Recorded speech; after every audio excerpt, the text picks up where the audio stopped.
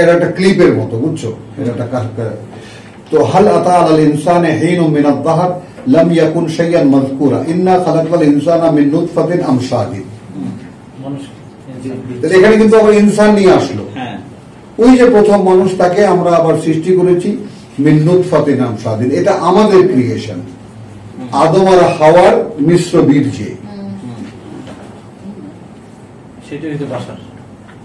সেটা বাশার নাবতালিহি, পরীক্ষা করব বলে। ফাজআলনাহু নাসামিয়ান বাসীরা, এই কারণে তাকে আমি শ্রুতি সম্পন্ন, দৃষ্টি সম্পন্ন করেছি। সে শুনতে পারে, সে দেখতে পারে। ইন্না হাদাইনাহু সাবিল ইম্মা শাকিরান ওয়া ইম্মা কাফুরান। এটা হলো সৃষ্টির উদ্দেশ্য। তাহলে আমি এখানে আস্তে আস্তেই ভুলে গেলাম এতটা সুন্দর জিনিস কেন আল্লাহ নিয়ে গেলেন জানি না। যাই হোক, এটা দেখলাম মানুষের এই ব্যাপারটা, তাই না, যে আমরা সৃষ্টি করেছি মানুষকে এবং বাশারকে, এই সৃষ্টি।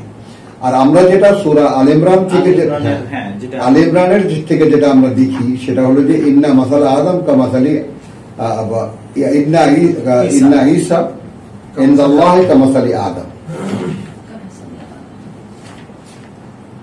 এখানে শুধু বলছে কুন ফায়াকুন। হ্যাঁ, কথা বলছি।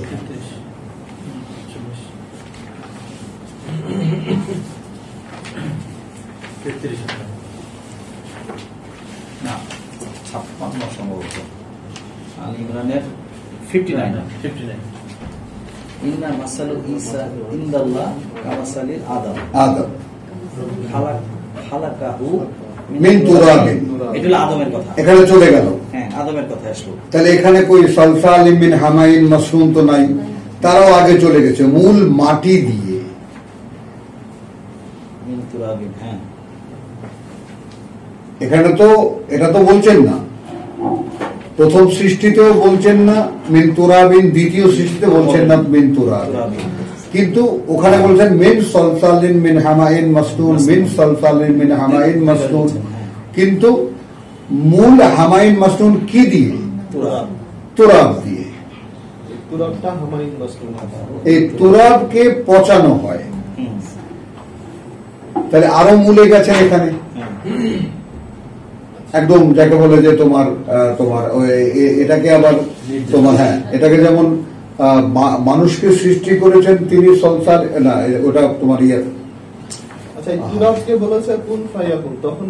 না ওই যে হামাইন মাসনুন করা হয়েছে, হামাইন মাসনুন করা হয়েছে, আকার আকৃতি দেওয়া হয়েছে, পুরো প্ল্যান করা হয়েছে। কথা বলছো এই না সাওয়া। তারপর বলছেন এইবার ওই ঠিক তুমি ওই জায়গাটা যাও, হামিমিয়াতে যাও, 10:41 তাহলে তুমি বুঝতে পারবে।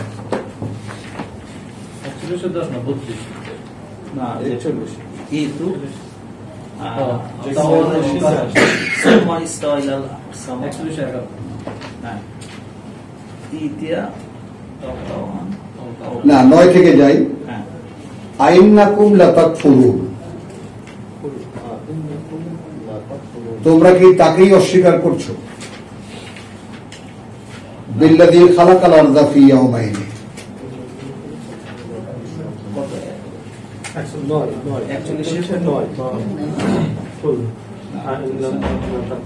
যিনি সৃষ্টি করেছেন এই পৃথিবীকে 2 দিনে নয়। এখান থেকে শুধু এইটুকু নেব, তোমরা তার আন্দাজ করো, ওটা আমি যাব না। ওয়াজআলা ফিহা রাওয়াসিয়া, অঙ্গ প্রত্যঙ্গ দেখো পৃথিবীর, লক্ষ্য করো ব্যাপারটা। কিন্তু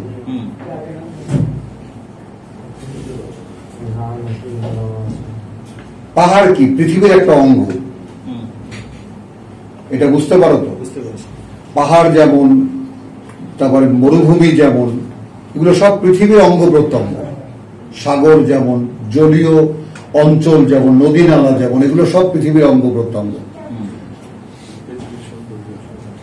সৌন্দর্য না, অঙ্গ প্রত্যঙ্গ। মানুষের যেরকম পৃথিবীর সৌন্দর্য সবুজের সমারোহ, ওটা আবার ভিন্ন জিনিস। কিন্তু পৃথিবীর অঙ্গ প্রত্যঙ্গ পাহাড়, পর্বত, সমুদ্র। তাহলে ওয়াজআলা ফিহা রাওয়াসিয়া মিন ফাওকিহা ওয়া বারাকা ফিহা, এবং সেখানে তিনি এই বারাকা ফিহা বর্ধিষ্ণুতা রেখেছেন তার মধ্যে। আসসালামু আলাইকুম। বৈশিষ্ট্যতা রেখেছেন তার মধ্যে। মানে এই যে মাটি যে এই যে বন্যায় যে ধুয়ে এলো, এসব পলি পলি আসছে। আগে মাটিকে ধুয়ে পরিচ্ছন্ন করে এর উপরে পলি বিছিয়ে দিয়ে গেলেন পরবর্তী ফসলের জন্য। কারণ আমরা সার মার বিষাক্ত কীটনাশক দিয়ে মাটিকে আমরা ধ্বংস করে ফেলেছি। আসেন আসেন স্যার, আমরা ইজ্জতদারদের ইজ্জত দিতে জানি, তারা রাখলে হয় আল্লাহর কাছে। কথাটা বোঝা গেল? তাহলে এইখানে বসো, এইখানে বসো, এখানে বসো, বাজাতে পারো, বসো। তাহলে ওয়াজালা ফিহা রাওয়াসিয়া মিন ফাওকিহা, পাহাড় পর্বতগুলো তিনি তার মধ্যে ঠুকে দিয়েছেন উপর থেকে। এইটারও বাস্তবতা কিন্তু পৃথিবীতে নানান ভাবে আছে, যে যারা ভাট্টি বানায়, যেখানে লোহা গলে, বিভিন্ন মেটাল গলে, সেইখানে কথা বলছে ভাট্টি বানালে যে ফায়ার ব্রিক্স দিয়ে যে ভাট্টিটা বানায়, সেই ফায়ার ব্রিক্স এর মাঝখানে ফায়ার ব্রিক্স কেটে খিল দেয়। আমরা বাঙালিরা খিল তো বুঝি, মানে ইটগুলো একদিকে মোটা একদিকে চিকন, তো ওটা যখন এরকম ঘুরিয়ে যখন বসায় তখন গোল হয়। এখন দেখা গেল যে মালিক তোমাকে এমন ভাবে দিয়েছে যে গোলটা একটু ঢিলা হয়ে গেছে, বা একটু কম হয়ে গেছে, বা একটু বেশি হয়ে গেছে। তাহলে ওখানে মিস্ত্রি নিজের হাতে ইট কেটে একটা খিল ঢুকায়, এরপরে ওই আলগা ইটগুলোই এমন একটা রিং হয়ে যায় যে ওটা একেবারে কম্প্যাক্ট হয়ে যায়। তো ঠিক পাহাড় পর্বতটা কি মাটিকে আদেশ করেছেন, মাটি ঘুরতে ঘুরতে গোল্লা তো একটা হয়েছে, এর মাঝখানে আগুন, তারপর পানি, তারপর মাটি, আর্থ ক্র্যাশ যেটা, সেটা তো একটা গোল্লা তো হয়েছে। কারণ এটাকে যেন তোমাদেরকে নিয়ে ঢলে না পড়ে, তার মানে কাত হয়ে পড়া নয়। যেমন মাটি এখন খন্তা দিয়ে খুঁড়তে হয়, এত শক্ত কেমন করে হলো? এর মধ্যে পাহাড় পর্বতের খিল ঢুকিয়ে দেওয়ার কারণে মানুষ এরকম মাটি এরকম শক্ত হয়ে গেছে। যেমন আমরা কলা গাছ দিয়ে গেট বানিয়েছো, ছোটবেলায় বানিয়েছো, খুঁটি মুটি বানিয়েছো, তো যেমন ইট দিয়ে আমরা চারিদিকে গাদানি দিই না, শাবল দিয়ে খন্তার পেছন দিয়ে গাদানি দিই না আমরা, যেরকম একটা খুঁটি টুটি গাঁথতে হলে, পিলার করতে হলে, তো সেই রকম গাদানি দিয়েছেন পাহাড় পর্বত দিয়ে। এটা বোঝো। এই জন্য তুমি দেখবা যে ভূমি প্রকৃতি আর পর্বত্য প্রকৃতি এক নয়। পর্বতের মিশ্রণ এবং পর্বতের তৈরি, পর্বতের মেটেরিয়াল ভিন্ন, আর ভূ প্রকৃতি যেটা, ল্যান্ড যেটা, প্লেন ল্যান্ড যেটা, তার প্রকৃতি ভিন্ন। কথা বলছো? তো এর মধ্যে দেখো ভিন্ন ভিন্ন প্রকৃতি, যেমন এর মধ্যে যেমন বাড়িঘর আমরা যেখানে তৈরি করি, যেখানে শক্ত মাটি, শক্ত ভিটা, আবার কিছু আছে নরম প্রকৃতির, যেখানে ক্ষেত খামার হয়। এই মাটির মধ্যেই কত রকমের ক্যাটাগরি দেখা যায়। বারাকা ফিহা, তো এখন এই পর্বতের মধ্যে রেখেছেন দ্বীপ, ওটা গোডাউন। যা ওঠো, হেঁটে আসো, মুখ দিয়ে আসো, যাও ওঠো, অনেকক্ষণ যেমন ফাইট করতে পলির গোডাউন, মানে না, মাটির যা খাবার, শুধু নট অনলি পলি, 8-10টা তোমাদেরকে খনিজ লাগে মাটির জন্য।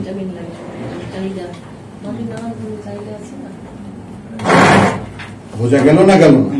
তো সেগুলো ডিপো করেছেন ফিহা, তার মধ্যে ওয়াকাদ্দারা ফিহা আকওয়াতাহা,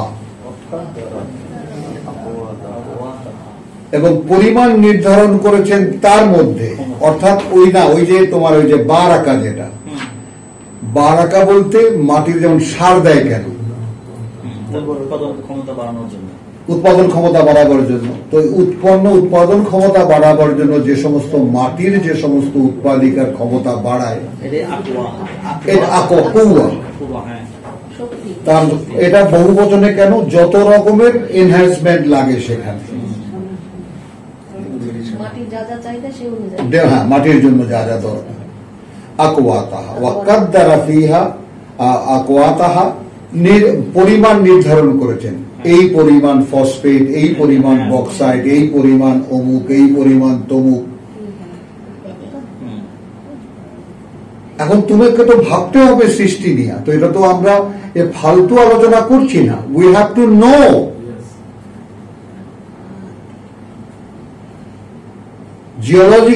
জিওলজিস্টরা জানে, তাই না, মাটিতে কি কি ঘাটতি হয়েছে, কি কি তোমার যাকে বলে যে ইয়া দিতে হবে, তো সেটা ওখানে পরিমাণ নির্ধারণ করে গোডাউন করেছেন। যেটা খেয়াল করবা যে কোন শেষ মানে তোমার সৃষ্টিকর্তা, যিনি পানিতে ধুয়ে পরিমাণ মতো আসবে, বৃষ্টির পানি ধুয়ে পরিমাণ মতো আসবে, ওখানে কোনোটাই কোনো এটা বেশি ওটা কম এটা হতে পারবে না।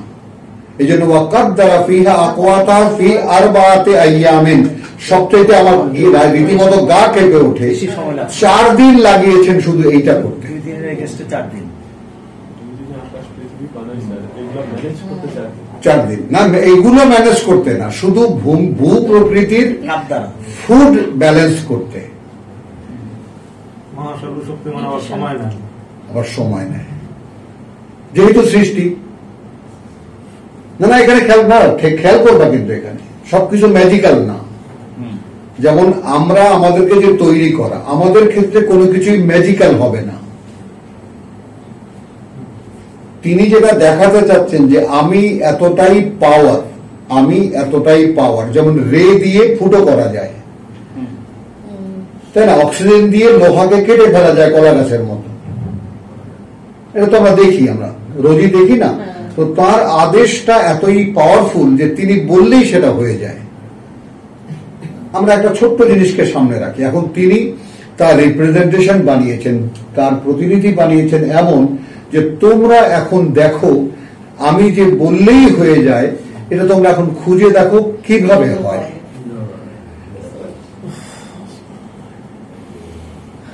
মানুষ তো তার রেসপন্সিবিলিটি নিল না। এই ফাঁকে ধর্ম সুন্দর করে ফাঁকে বসে গেছে, কিভাবে ব্যবসায়ীরা বসে গেছে এইভাবে। শয়তান কিছু মানুষকে ধর্মীয় রূপ দিয়ে, যেমন ইহুদিরা ধর্মীয় ড্রেস কোডটা তৈরি করেছে ইহুদিরা, এই টুপি টাপি আফগান চাপকান এগুলো ইহুদিদের আবিষ্কার, এরা ধর্মীয় গুরু। ওটার উত্তরাধিকার খ্রিস্টানরা হয়েছে, আমরা ওই একই জিনিস। ইহুদিদের রব্বানি, আমাদের পাদ্রি, কথা বুঝছো, রব্বা এহবার, আমাদের হুজুর কমনলি হুজুর, ওই একটা ড্রেস কোডের অনুসরণ তারা করে দেন। তো এইটা করে এরা ধর্মগুরু, এনারা যা বলেন তাই ধর্ম। একটু লক্ষ্য করো, এটা ঠিক সেই ইহুদিবাদের উত্তরাধিকারী, খ্রিস্টবাদের উত্তরাধিকারী। কিতাব লাগবে না, ধর্মগুরুরা যা বলেন তাহাই তোমাদের মান্য, তোমাদের করণীয়। তাহলে এখানে তুমি দেখো, আর আল্লাহ বলছেন এই কোরআন হলো আল্লাহর খলিফাদের খেলাফতের পরীক্ষায় উত্তীর্ণ হওয়ার জন্য পাঠ্য। আমাদেরকে তো কমপ্লিট মানুষ বানিয়েছিলেন, তার নমুনাও তিনি দেখিয়েছেন। আলাস্তু বিরাব্বিকুম ক্বালু বালা, আমরা সবাই বলেছি হ্যাঁ অবশ্যই। তাহলে তখন আমরা বুঝতে পারতাম, আমরা বললাম কোত্থেকে। এখন কেন সেটা সেইভাবে বুঝতে পারি না? কারণ মানুষের মধ্যে থেকে মানবতাকে রেখে দেওয়া হয়েছে, এখন এটা উৎপাদন কারখানার মালে পরিণত হয়েছে। মূল মানুষ স্যাম্পল কিন্তু সেখানে আছে, কমপ্লিট হিউম্যান বিং রেখে দেওয়া হয়েছে। এখন আমাকে বলেছে তুমি এখন নিজে তোমাকে মানুষ বানাও, বলো মানুষ বানাও। আইডিয়া এইখানে, এই ম্যানুয়াল আমি সমস্ত নবী রাসূল যুগে যুগে কালে কালে যা বানিয়েছি, তা এটা দিয়ে আমি বানিয়েছি, এটা দিয়ে আমি বানিয়েছি। তাহলে ফিহা ওয়াকাদ্দারা ফিহা আকওয়াতাহা ফি আরবাআতি আইয়ামিন সাওয়াআন লিস-সাইলিন, যে মাটি বা যে ভূখণ্ডের জন্য যেই হাহাকার, যেই ক্রাইসিস সকলের জন্য সমানভাবে বিভাজিত। এটা কিন্তু ভূখণ্ডের কথা, মাটির কথা। লিসাইল, যে মাটির যে ক্রাইসিস তা পূরণ করে দেওয়া হবে। শব্দের অর্থ সমান না? হ্যাঁ, সমান, সমান, সেম। যে চাইবে, যে চাইবে সমানভাবে পাবে। অর্থাৎ এই মাটি একটু বেশি পেল, ওই মাটি একটু কম পেল তা না। আচ্ছা, যার যা প্রয়োজন সেটা সমানভাবে পাবে। এটা আকোয়া তাহা, কি পাবে? আকোয়া তাহা, এটা বুঝছো? তার যে জীবনী শক্তি, যা কিছু দরকার, অর্থাৎ প্রোটিন। আমরা মানুষের জন্য কি দরকার? প্রোটিন দরকার। তারপরে আরো কি কি দরকার সেগুলো আপনারা জানেন। সুম্মা ইস্তাওয়া ইলাস সামা, ইলাস সামা, অতঃপর তিনি লক্ষ্য আরোপ করলেন শূন্যের দিকে। তাহলে এখন দেখো, আমার এগুলোই আমাদের চর্চা, যে কোরআনের কোনো একটি শব্দকে কোনো একটি জায়গায় রেখে দেওয়া যাবে না। কোনো একটি শব্দের মানে একটি হিসেবে গণ্য করা যাবে না। এটা প্রেক্ষিত অনুযায়ী যে মানে যখন যেটা করে তাই তোমাকে দেখে নিতে হবে। এবং এই জন্য কোরআন নিত্য পাঠ্য। কারণ যেহেতু এর অর্ধেকটা তোমার কাছে, অর্ধেকটা আল্লাহর কাছে। পড়াটা তোমার কাছে, বুঝটা তার কাছে। পড়াটা তোমার কাছে, বুঝটা তার কাছে। কোরআন পড়ে কেউ বুঝতে পারে না যদি বুঝিয়ে না দেওয়া হয়। আব্দুল সত্তার, বুঝতে পারেছ? এটা কোনো একতরফা কোনো মানুষের লিখিত নয়, এই জন্য যে কোনো মানুষ লিখেছেন এটা আমি পড়লে বুঝতে পারবো। অনেক সময় দেখা যায় লেখক যা লিখেলি তার থেকে বেশি বোঝে পাঠক। এটা ক্ষেত্রে তা সম্ভব না, কারণ এর বুঝটাই আটকানো। বুঝটার প্রেক্ষিতে যদি আল্লাহ বিশ্বাস থাকে, পরকালে বিশ্বাস থাকে, তবে পাবে, আল্লাহ পাবে না। আল্লাহ পাবে না, ওটা সেইখানে আটকানো। কারণ জ্ঞান চর্চার ক্ষেত্রে কত বুদ্ধিজীবী দেখো না। বুদ্ধিজীবী মানে কি বলো? মৎস্যজীবী মানে কি? যারা মাছ বেঁচে খায়। কৃষিজীবী মানে কি? যারা কৃষি কাজ করে খায়। বুদ্ধিজীবী মানে কি? তো সেই তো ভরা প্রত্যেকটা দেশে। আর এখন ধর্মজীবী মানে কি? যারা ধর্ম বেঁচে খায়। হ্যাঁ, ধর্মজীবী। না না, ওমা শেষ করো, কেমন কথা বলো তুমি? তো তুমি প্রশ্নের উত্থাপনকারী, শ্রোতা তো অনেক। সুম্মা ইস্তাওয়া ইলাস সামা, এই যে পুনরায় পর্যবেক্ষণ দৃষ্টিতে যে পড়া, এইটা মূল্যবান। এটা কিছুতেই তুমি তুচ্ছ তাচ্ছিল্য করো না। তারপর তিনি লক্ষ্য আরোপ করলেন, এখানে সামা মানে আকাশ না, শূন্যের দিকে। খেয়াল করো কেন? ওয়াহিয়া দোখানুন, তাহলে এই যে ধুলো মাটি দিয়ে, মাটি টুটি দিয়ে যা কিছু বানিয়েছেন, কথাটা বোঝো। তাহলে একটা পরিমণ্ডল এখানে ধোঁয়ায় বা ধুলোয় আচ্ছন্ন হয়েছে।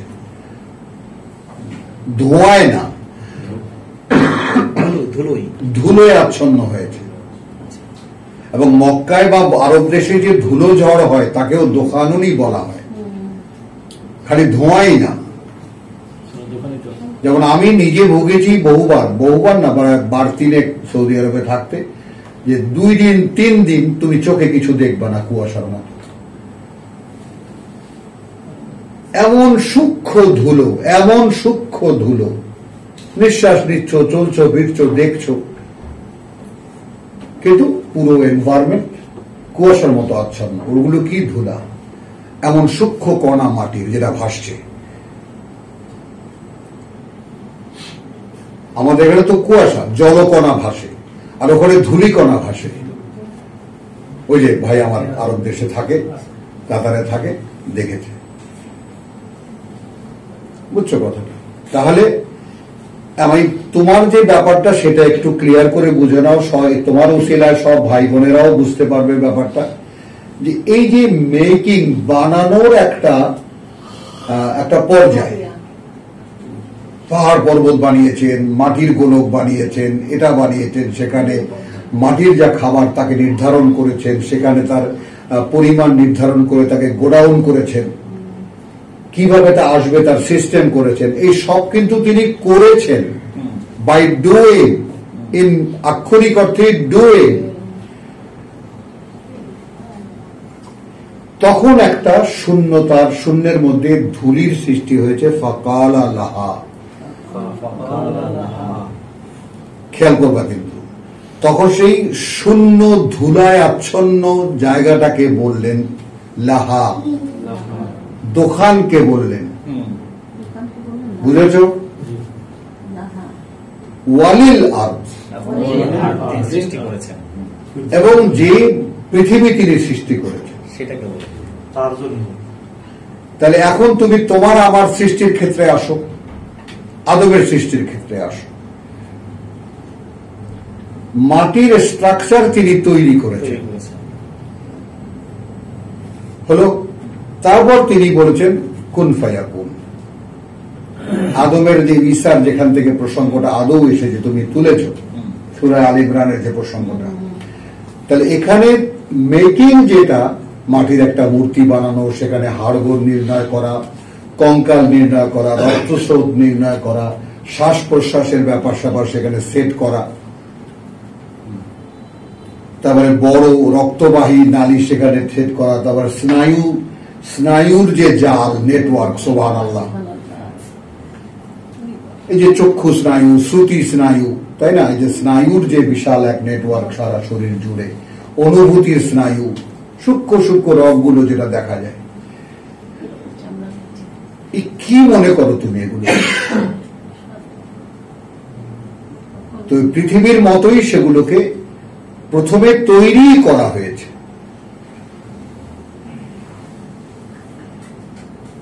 বুঝেছ? তারপর ইন ফিনিশিং টাচ ফাইদা সাওয়াইতু, ওইটা কোন ফায়াকুন। একটু যদি ঠান্ডা মাথায় বুঝতে চেষ্টা করো। এখন এখানে কি হলো?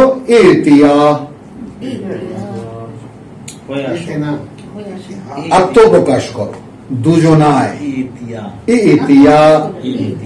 হয়ে আসো, দুজনায় তাও আন ইচ্ছায় হোক অনিচ্ছায়, অর্থাৎ আমার মূল পরিকল্পনা যা বলো, আমার তার পরিকাঠামো আমি তৈরি করে দিয়েছি, বলো তৈরি করে দিয়েছি। এখন ফিনিশিং যে অবয়ব সেটা নিয়ে আত্মপ্রকাশ করো। এর এক মহা ফিলোসফির ব্যাপার। মানে ঠিক যেই, না না, 1 মিনিট, লক্ষ্যচ্যুত হলো না, ঠিক যেই কাজটা আমাদেরকে দেওয়া হয়েছে, আচ্ছা, সেই তোমার প্রথম সৃষ্টি হয়ে আসো। কারণ তোমার মূল মানুষ যেটা, সেটা কিছুতেই তোমার এই অবয়ব যে এখনকার যে দেহ, এই দেহ কিছুতেই তা হতে চাইবে না। এই জন্য ইচ্ছা অনিচ্ছা। এই কারণেই যখন কওলান সাদীদকে আল্লাহ তাআলা আকাশকে দিলেন, তারা বলেছে সরি স্যার। পৃথিবীকে দিলেন, বললেন সরি। পর্বতকে দিলেন, বলল সরি। তারা সবাই ভয় পেল, পিছিয়ে গেল, কেউ এ দায়িত্ব নিতে রাজি হল না। এমনও তো হতে পারত এই কোরআনের বাণী আকাশ থেকে আসে, এমনও তো হতে পারত দাউদের সঙ্গে পাহাড়রা সঙ্গ দিয়েছে, পাহাড় থেকে আওয়াজ শোনা যায় কোরআনের বাণী, তাহলে আরো গম্ভীর মনে হতো। এমনও তো হতে পারত পৃথিবীর কোন একটা উৎস থেকে কোরআনের বাণী শোনা যেত না। হতে পারত কিনা আল্লাহ তাআলা এটা খুলেই বললেন, আমি অ্যাপ্রোচ করলাম, আমি প্রস্তাব করলাম যে তোমরা এটা নেবা কিনা। তো তারা কিন্তু নিল না। কেন? যেহেতু তারা একবার হয়েছে, ইচ্ছাই হয়েছে, যেটা হতে তারা চায়নি, তবুও তারা হয়েছে। এবং তারা হয়ে আত্মপ্রকাশ করে তারা অবাক হয়ে গেছে। আইডিয়া এই ছিল। এখন এখানে একজন ক্রিয়েটার, যে কোনো একজন ক্রিয়েটার একটা জিনিস বানাবে, খেয়াল করবা, মনে করো একজন মোবাইলেরই ক্রিয়েটার, সে অনুপানগুলো সব জড়ো করে প্ল্যান প্রোগ্রাম করে তারপর যখন সে দেখলো টিপ দিয়ে কাজ করে, তখন সবার আগে অবাক হয় সে। এই বাস্তবতা বোঝো ডক্টর? তুমি যখন তোমার একটা তথ্য উপাত্ত মিলিয়ে সব একটা কিছু আর্টিকেল তৈরি করে তুমি সাবমিশনে যাবা, সেটা যখন গ্র্যান্ট হয় তখন তোমার আনন্দ কিরকম? তো তোমার যখন পারাটা সম্পূর্ণ হয় তখন কিন্তু যারা হয় আকাশ হয়ে দেখলো যে এটা হতে বলেছিল।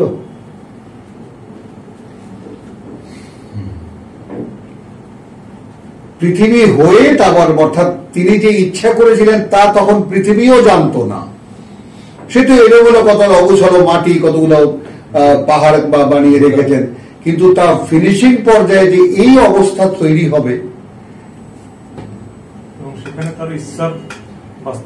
একটা উপন্যাসের ডায়লগ বলি এখানে, খেয়াল করবা, যে ডাক্তার বা মেডিকেল কলেজের একজন ছাত্র বলছে কোন এক রূপসী নারীকে দেখে যে এতদিন আমি মেদ, মজ্জা, মানুষের হাড়, তারা কঙ্কাল দিয়ে কাজ করেছি, কিন্তু তার উপরে যদি রূপ এবং লাবণ্য চাপালে তা যে এতটা বিস্ময়কর হয় আগে তো দেখিনি। বোঝো?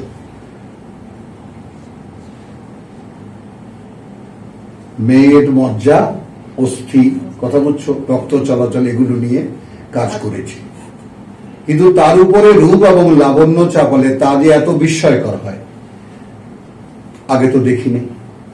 তাহলে আকাশও ধুলো ছিল, সেটা কি হয়ে আসলো? কথাটা বুঝছো তো? আলটিমেট ক্রিয়েশন, যেমন মানুষও একদিন সে যখন তার সত্যিকার অবয়ব দেখতে পাবে আল্লাহর সামনে গিয়ে দাঁড়ালে, আমি এই ছিলাম, সবই আমাকে দেওয়া হয়েছিল, তারপর আমি হতে পারিনি, ওইটা তার নরকের যন্ত্রণা। বাইরের দেহ জ্বলবে, ওইটা তার জ্বলনি নয়। তার মূল যন্ত্রণা এইটা। তাহলে সুম্মা ইস্তাওয়া ইলা সামা ওয়া হিয়া দুখানুন ফাকালা লাহা, তারপর সেটাকে বললেন ওয়ালিল আরদ, যুক্ত করে দিলেন, ইতিয়া তাওয়ান আও কারহান, তাওয়ান আও কারহান, কালাতা, ওই যেটা আগে বললাম, দুভই বলল, আতাইনা তাইঈন। তাহলে এখন আমাদের সামনে কি দাঁড়ায়?